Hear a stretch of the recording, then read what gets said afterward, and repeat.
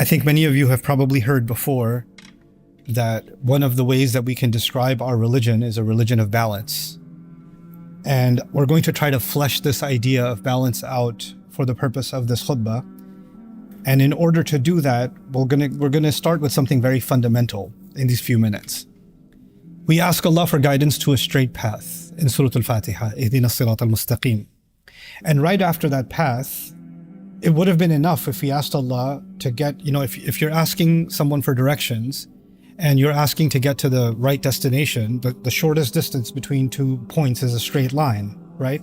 So we're asking the most direct path that leads to Allah's pleasure and leads us to the destination that's required for us in this life all the way to the next life, right? So the imagery of the straight path is very powerful, but it's not enough. Allah didn't stop there.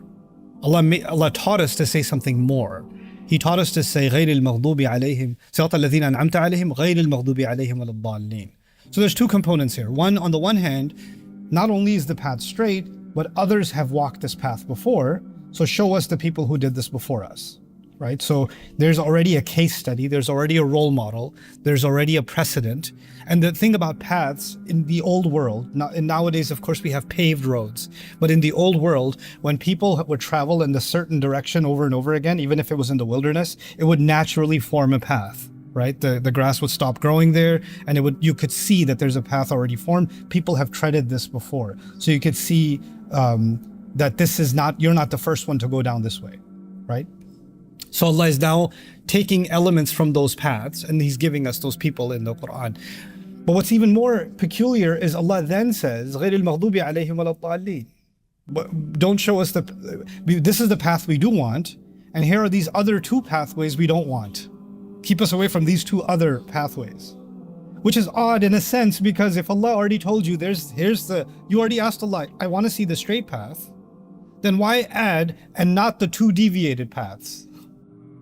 Because the straight is straight, and the deviate is deviating. So, and anybody can tell the difference. It's because these two deviations, basically you can say these two exits from the highway, they are so small and so subtle that you won't even realize that you took the exit. You won't even realize it. So you're asking Allah, Ya Allah, I want to be very vigilant and very careful and cautious not to end up on the wrong road, even though my intention was already to be on the right road. I don't want to end up on the road of al-maghdub alayhim. I don't want to end up on the road of al-dallin. And by the way, the imagery suggests that those two groups of people were already on the right path and then they veered off. So I don't want to be, so the point is, it's not enough to get on the right road. The challenge will be staying on the right road.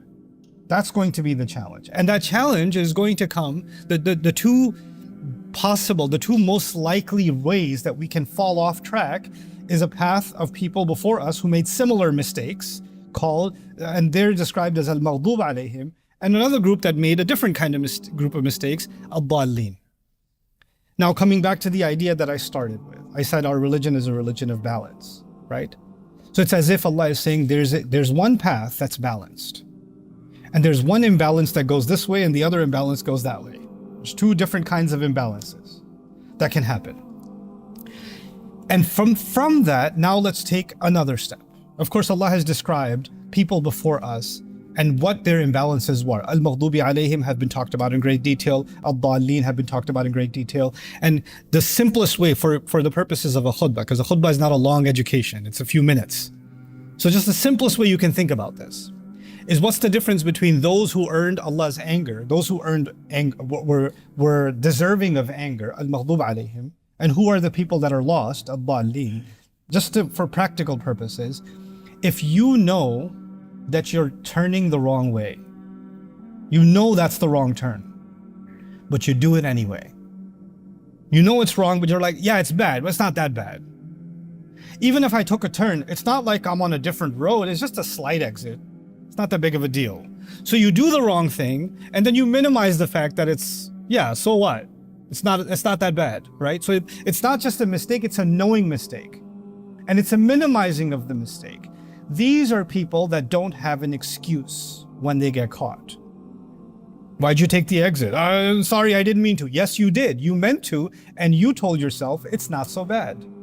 There are people before us who said, even if we do wrong, even if we end up in the fire, لَن تَمَسَّنَا النَّارُ إِلَّا أَيَّامًا مَعْدُودَاتٍ. The fire won't touch us except for a few days. It's okay. Even if it's haram, it's not that haram. It's like a weekend of punishment in hell, and after that we'll be back in Jannah again. No big deal. So they minimized going off the path. They made it okay. They made it okay to do that. That's al-maghdub alayhim. That's one mentality. Another mentality is they didn't intend to go on the wrong path, actually. They just got lost. They just got lost. How do you get lost? When you don't have proper directions. That's how you get lost, right? And so those people, they are not the same as the first group. The first group is doing something more deliberately. The second group is just confused. You're asking Allah to also make sure that you're not confused. You're well educated. You're well informed of what the path is. So you're not just going in blind and you end up wherever you end up and you're like, I didn't know any better. The people who say, I didn't know any better are very close to ad-dallin because, well, why didn't you try to educate yourself? Why didn't you learn more before you embarked on this journey? Why didn't you realize that this path isn't just on default? Once you get on it, you're just going to do the right thing no matter what? No.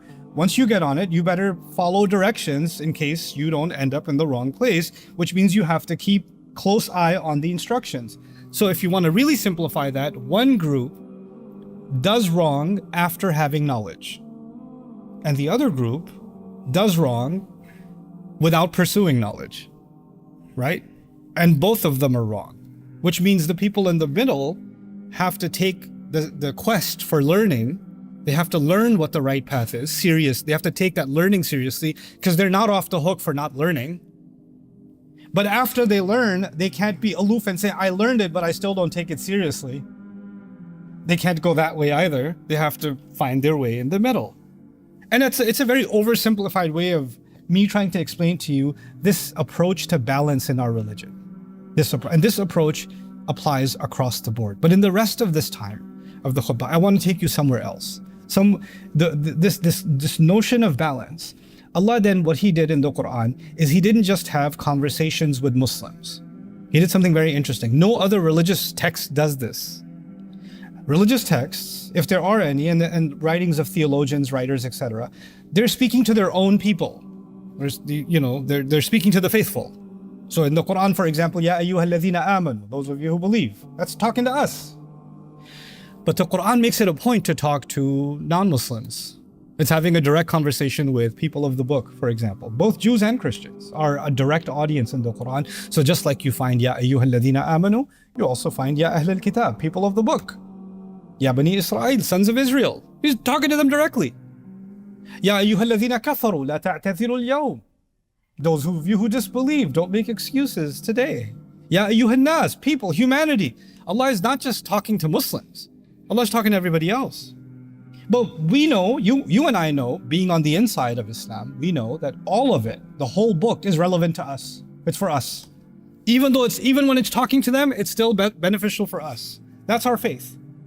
So when Allah chooses to speak to those people and tells them something, when He's telling them something, it's not like I read that and say, oh, thank God, that's not about me, that's just about them.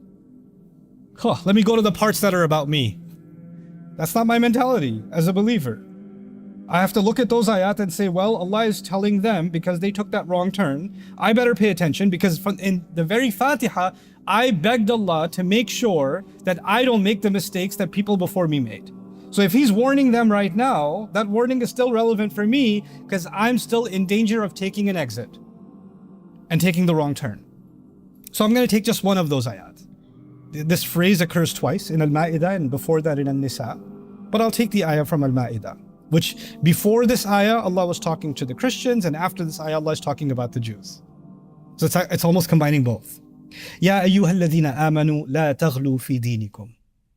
Ya ahlal kitab rather, sorry. Ya ahlal kitab, though the people of the book, do not become excessive in your religion.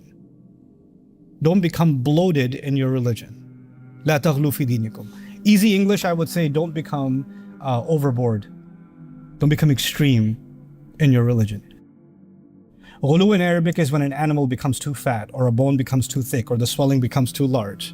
or the arrow pierced too deeply. All of these are examples of ghala. They even say when the prices in the marketplace, like, grocery prices are about to get higher because of what happened in the tariff wars, etc., right? We're going to see the implications in a few weeks. But when they do, we'll say ghala si'r. Prices have been inflated. Prices are swollen. Real estate people will talk about when prices go too high and the market's unnaturally inflated, right? That's ghulu, actually. Allah is saying there's such a thing as ghulu in your religion. In your religion.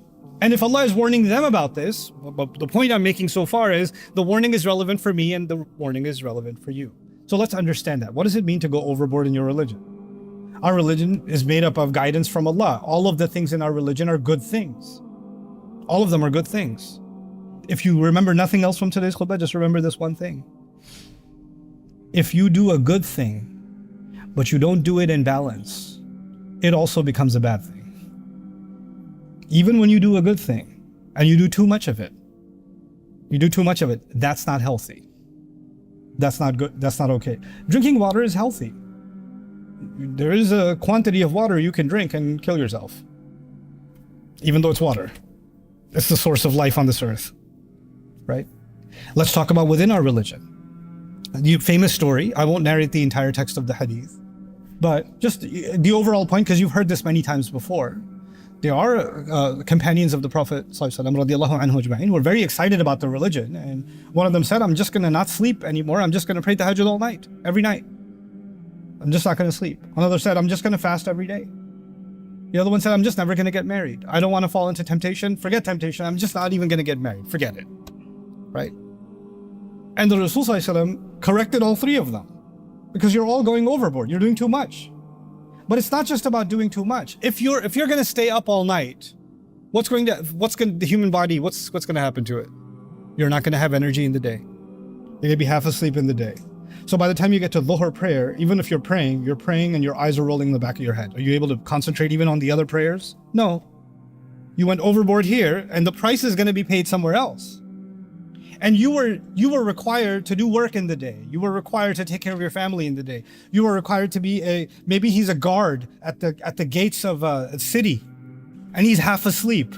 Is he putting other lives at risk because he's staying up all night every night? And can other lives be lost because he was staying up all night and he's thinking he's doing a good thing? Yeah. That one good thing, too much of it can create major problems, can't it? Somebody says, I love the masjid. The rewards, I heard a lecture about the rewards of being in the masjid. I just want to be in the masjid all the time. I just don't want to leave. I just want the blessings of Allah. The dunya is fitna outside. I just want to be in Allah's house. Nobody's here. One car parked outside. Homeboy sitting here and just chilling. Hours and hours and hours. Right?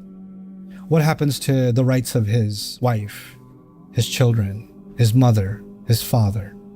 What happens to his financial responsibilities? What happens to his social responsibility? What happens to all of that? All of the things, and he's sitting here reading Quran. He's sitting here 8 hours a day reading Quran. But that Quran is telling him to take care of his family.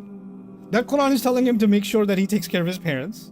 That Quran is telling him to fulfill all of these other obligations, and ironically, he thinks he's doing a good thing while violating all of those ayat that he's so passionately reciting. You can do a good thing, but it can very easily turn into a bad thing. Why? Because you can go out of balance. It's as simple as that, just going out of balance. Our entire religion is actually based on this idea of balance. What happens often is that a person, sin happens, human beings make mistakes. So you made a mistake. Let's just say you one time got very angry at your child and you raised your voice. Now there's a guilt in you. I can't believe I was so harsh to my kid. I can't believe I did that. I'm never gonna raise my voice at my child again. I'm never gonna be that kind of dad again, etc., right? Now you decide to become like the most pacifist father that ever existed. Is that healthy for your child? Does your child still need boundaries? Does your child still need some discipline? Does your child sometimes you need to take a stern tone and correct your child, etc. But you're reacting to one mistake and you're overcorrecting. And you created another extreme. And that extreme is not benefiting your child. That extreme is destroying your child. It's actually destroying your child. This is the teaching that goes across the board in everything.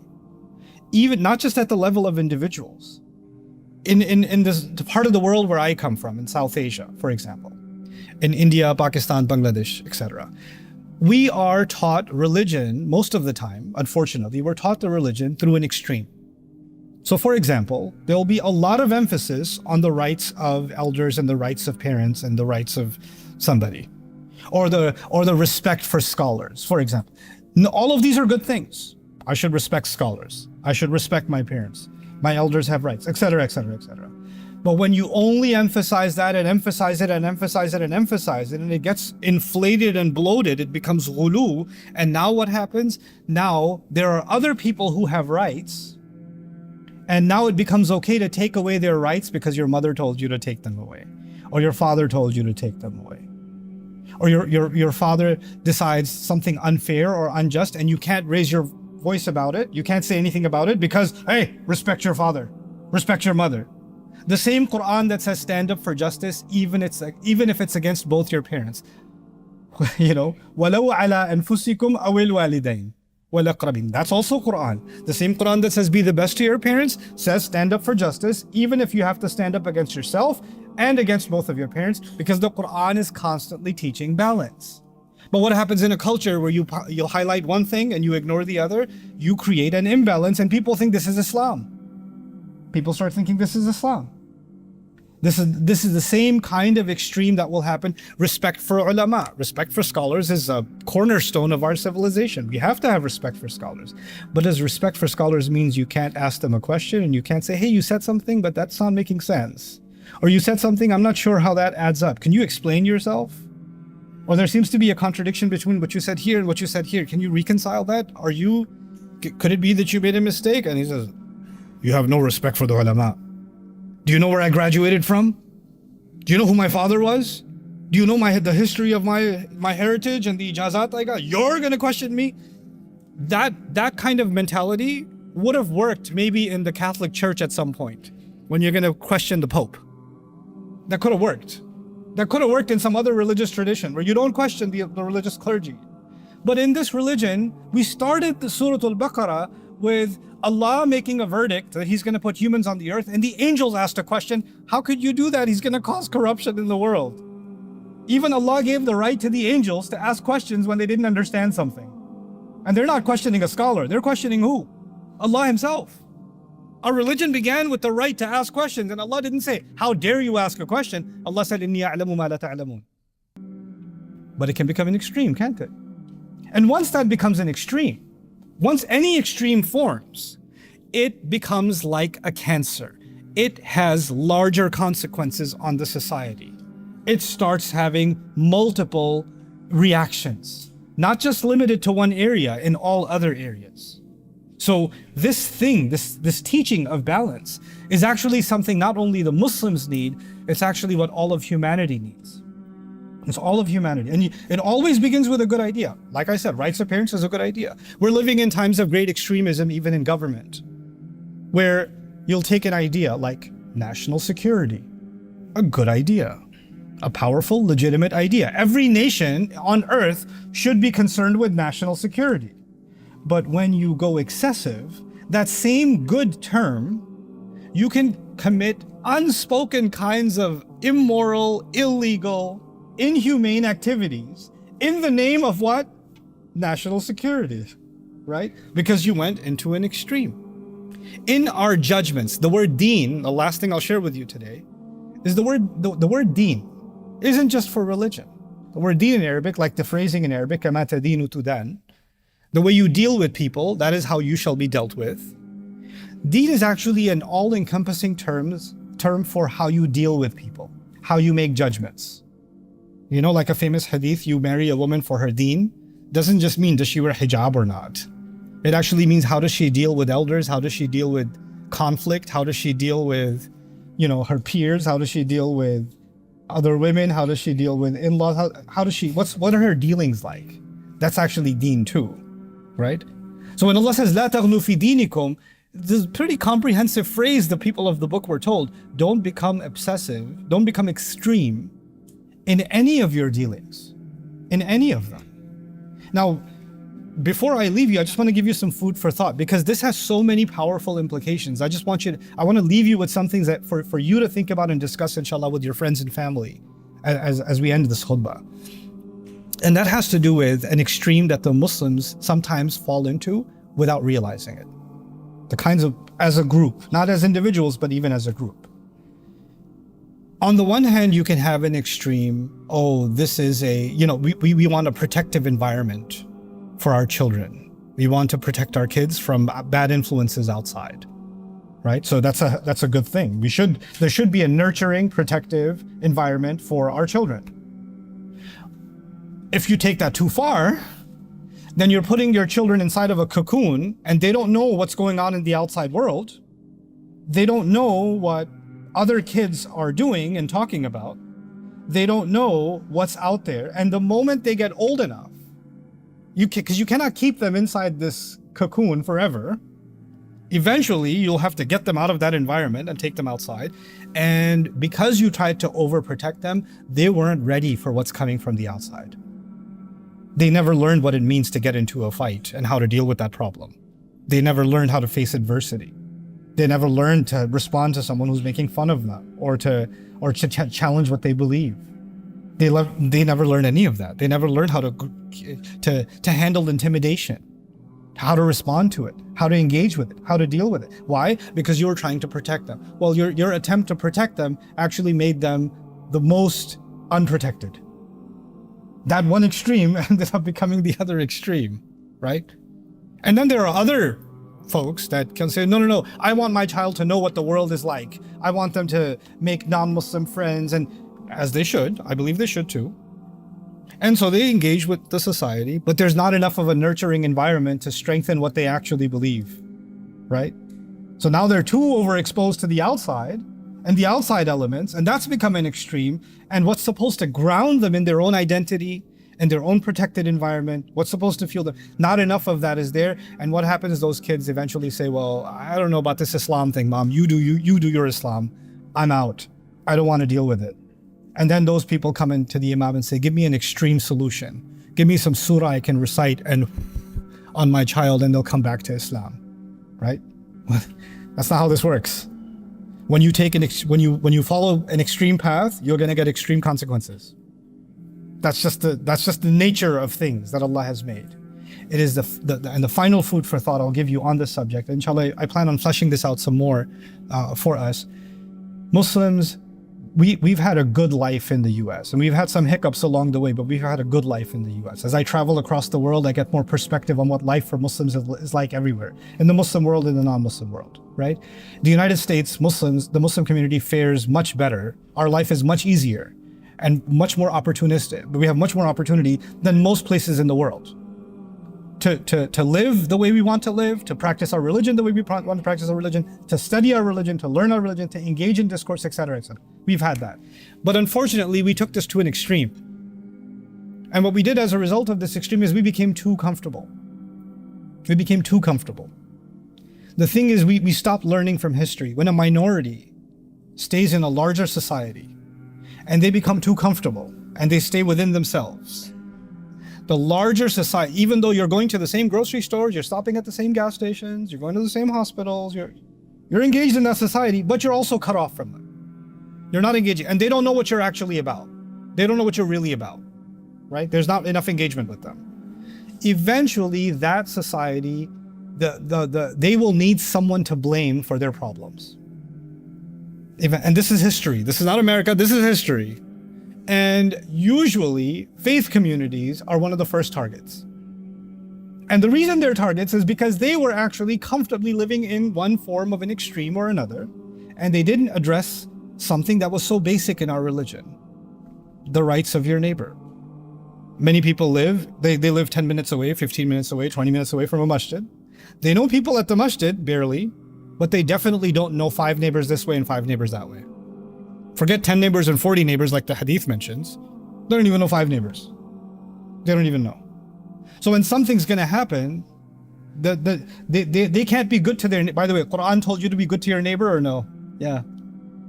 Right? The Quran told us that. And imagine the entire Muslim community was good to their neighbors across the USA, just across the USA.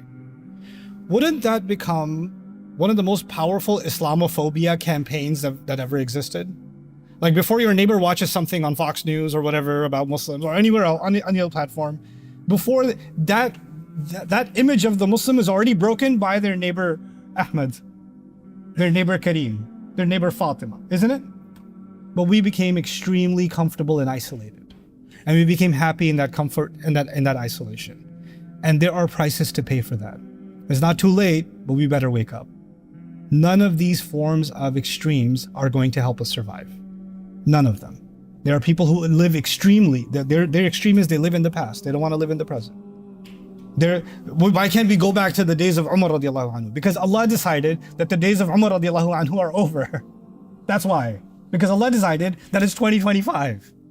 Oh, things before social media were so good. Well, Allah decided to allow social media to spread all over the world. What do you want to do? Before social media, there was less fitna. No, there wasn't. Have you studied pre-Islamic poetry? Have you studied what was happening in the Abbasi period in the Muslim Ummah? Like the things you're considering crazy extremes and fitna, and all of this stuff existed, man. All of this, without a device, it still existed. It still existed. Allah did not create us to be in ideal situations. Allah created the world to be a challenging place no matter where you are. And then you have to find balance even though you're in a challenging situation. Even though you're in that situation. I pray that the Muslims of this country rise to the occasion, myself included, all of us included, that we recognize that there is a very deep problem in front of us, but that problem should not lead us to just become alerted and scared. This problem is also a major opportunity. It's an opportunity for us to rise to an occasion and to actually show what balance looks like. Everyone in this country is talking about one extreme or the other, a far right extreme, a far left extreme, an authoritarian extreme, a woke extreme, extreme, extreme, extreme, extreme, extreme. And no one actually has a narrative that says balance. And the people that have the ability to do that are the Muslims. And the people who need it the most is the rest of humanity, us first and the rest of humanity. So we have an opportunity in front of us. And I pray that this generation actually rises to that occasion. Barakallahu li wa lakum fil Qur'an al-Hakim wa nafa'ani wa iyyakum bil ayati wa dhikril hakim.